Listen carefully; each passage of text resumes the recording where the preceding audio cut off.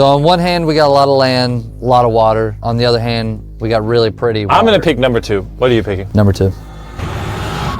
Yeah! I need to stop helping him. Up next, we have headphones. I remember this video, actually. I think these headphones were in the like $300,000 range. I don't remember this video. This looks like some dude just spray painted some headphones in his garage. No, they were Monster Cat, which is usually like a cheaper brand. I'm going with left one. Left.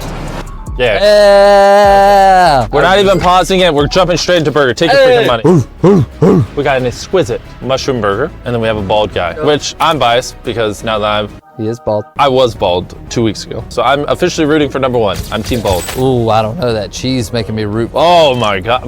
But bro, there's no gold or caviar. Yeah. It's definitely number 1. Pick. Scared. Right.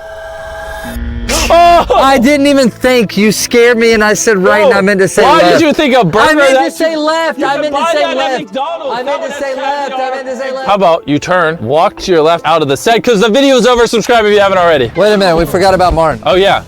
Congratulations, Chris won you another, I don't know, whatever that is. What do you want to tell the viewers? Good enough for me.